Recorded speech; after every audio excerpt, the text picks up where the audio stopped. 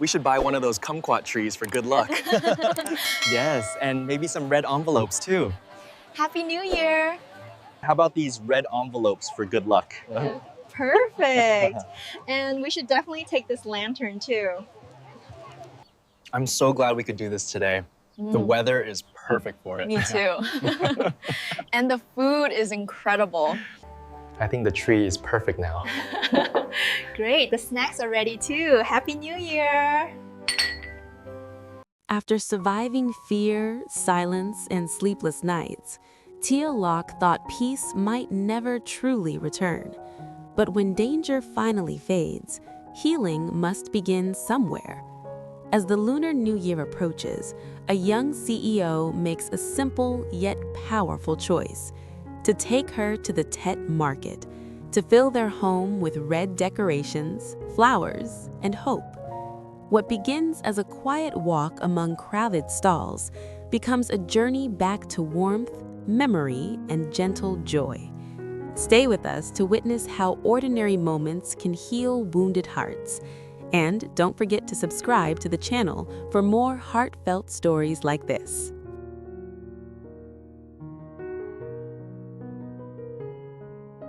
For a long time, the CEO had been quietly watching Tieu Lac, and each passing day left him with a heavier feeling in his heart. The woman standing before him was no longer the same cheerful and gentle person she once was. Weeks of fear and uncertainty had slowly worn her down ever since the relentless debt collectors had begun to chase her, appearing without warning and leaving behind a deep sense of insecurity. Although the situation had finally been resolved and those men were gone, the shadow they left behind still lingered in her eyes. Her smile, once so natural and warm, now appeared only occasionally, as if it had learned to hide in order to protect itself. The CEO understood that peace on the surface did not always mean peace in the heart. He knew that even when danger had passed, fear could remain, quietly shaping a person's thoughts and emotions. Late in the evenings, he often noticed Tieu Lac sitting by the window, gazing outside in silence, lost in memories she did not speak of. It was in those quiet moments that he realized she needed more than reassurance. She needed warmth, familiarity, and something that could gently guide her back to a sense of joy and belonging. As the Lunar New Year was drawing closer, the traditional Vietnamese Tet filled the air with a subtle but undeniable change. The streets began to glow with early signs of celebration, and the promise of renewal seemed to whisper through the cool end-of-year breeze. That was when a simple yet heartfelt idea came to his mind. He wanted to take Tieu Lac to the Tet market, to walk beside her through rows of colorful flowers, red decorations, and stalls filled with the scents of traditional sweets. More than just a trip, it would be a chance to surround her with the lively spirit of Tet, to let the warmth of the season slowly soften the worries she had carried for too long. He imagined them choosing decorations together, red couplets symbolizing good fortune, small lanterns to light up the house, and fresh flowers to welcome the new year. Decorating the house was not merely preparing for Tet, it was about rebuilding a sense of safety and comfort, piece by piece. He believed that by filling the house with familiar symbols of tradition and hope, Tieu Lac would begin to feel grounded again, reminded that life still held moments of beauty and joy. In his heart, the CEO did not expect grand miracles or sudden changes. All he wished for was to see Tieu Lac smile more often, to hear her laugh softly as they prepared for the coming year together. Sometimes, he believed, healing did not come from dramatic gestures, but from simple acts of care, walking through a Tet market hand in hand, choosing decorations for a shared home, and quietly welcoming a new beginning filled with peace and hope.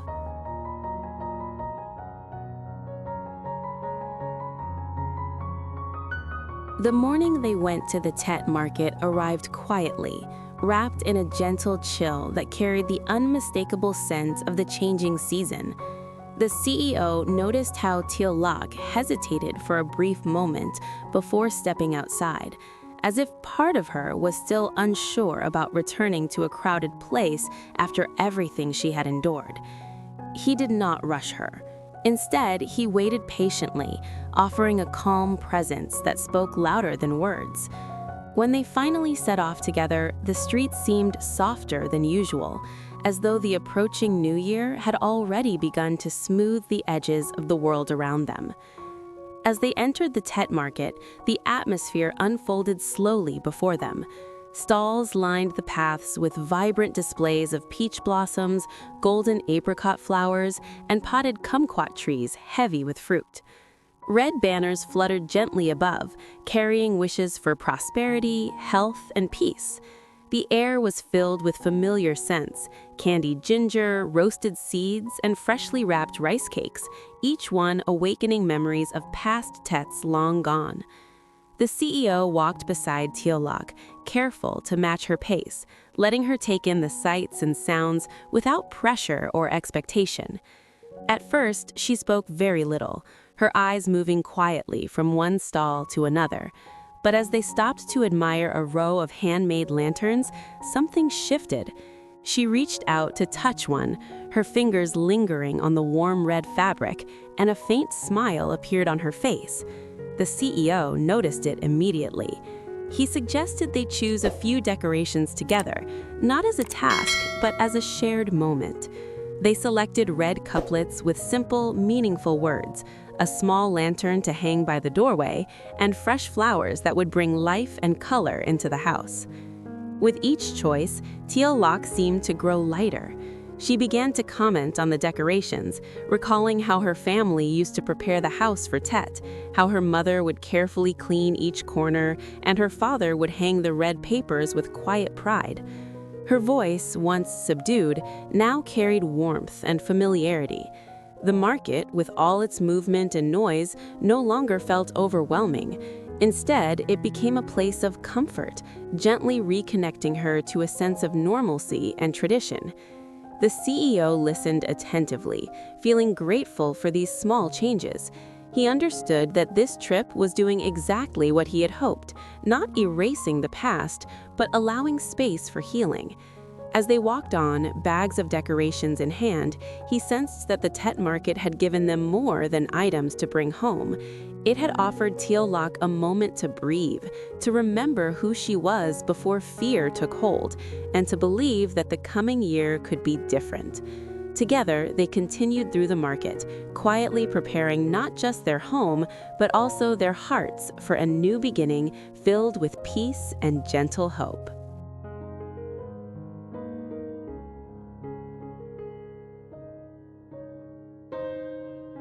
When they returned home from the Tet market, the afternoon light was already beginning to soften, casting a gentle glow across the familiar rooms. The house, which had felt quiet and somewhat empty in recent weeks, seemed to welcome them back with a renewed sense of warmth. The CEO set the bags down carefully, while Tieu Lac stood for a moment, looking around as if seeing the space with new eyes. There was no rush. Decorating for Tet was never meant to be hurried. It was a ritual, one that carried patience, care, and hope for the days ahead. They began with the simplest tasks. Tieu Lac took out the fresh flowers they had chosen earlier, trimming the stems with slow, deliberate movements. The scent of blossoms filled the room, light and comforting. The CEO watched her quietly, noticing how her shoulders seemed more relaxed, how her breathing had grown steadier. He offered to help, handing her the vase and adjusting the placement until the flowers stood just right, brightening the corner of the room. It was a small change, yet it transformed the atmosphere, making the house feel alive again. Next came the red decorations.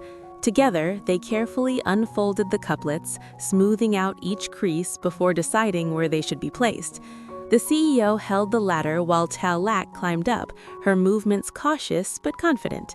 When the couplets were finally hung, their vibrant colors stood out against the walls, symbolizing good fortune and protection for the coming year. Tieu Lac stepped back to admire their work, and for the first time in a long while, she let out a soft laugh, quiet but sincere. The sound lingered in the room, gentle and reassuring. As they continued, memories began to surface. Tieu Lac spoke about past Tets, about evenings spent cleaning and decorating with her family, about the sense of togetherness that made even the smallest house feel full. The CEO listened, feeling that these shared stories were just as important as the decorations themselves. Each word, each memory, seemed to place another layer of comfort around her, easing the weight she had carried for so long. By the time they finished, the house had been completely transformed. Lanterns glowed softly near the doorway, flowers brought color to every corner, and the red couplets stood as quiet promises of peace and renewal. Tieu Lac stood in the middle of the room, taking it all in. Her smile this time was different, no longer hesitant, but calm and genuine. The CEO met her gaze, knowing that this was exactly what he had hoped for. In that quiet moment, surrounded by the warmth of their shared effort, they both understood that healing often comes through simple acts of care. As Tet approached, the house was ready, but more importantly, so were their hearts, open to a new year filled with light, peace, and gentle happiness. Hello, xin chào tất cả các khán giả của kênh Lý Tiểu Lạc Review. Vậy là câu chuyện của chúng ta ngày hôm nay đã kết thúc tại đây. Trong câu chuyện của chúng ta ngày hôm nay thì đã kể về nội dung đó chính là việc sau những chuỗi ngày đau khổ và buồn đau của Tiểu Lạc và CEO, thầy cô lúc nào cũng rất là buồn rầu và trong trạng thái đau khổ, buồn rầu và chán nản. Khi quan sát thấy Tiểu Lạc như thế, anh đã cảm thấy rất là đau lòng và thương xót cô. Và bây giờ anh thấy mình cần phải làm một điều gì đó để giúp cô có thể lấy lại tinh thần, phấn chấn hơn, vui vẻ hơn. Do đó, CEO đã quyết định đó chính là việc sẽ đưa Tiểu Lạc đi sắm đồ Tết và cùng đi chợ Tết mua đồ về trang trí nhà cửa vì dịp Tết Nguyên đán của người Việt Nam đang đến cận kề. Điều đó sẽ giúp cho Tiểu Lạc tinh thần trở nên phấn chấn hơn, vui vẻ hơn sau những chuỗi ngày đau khổ.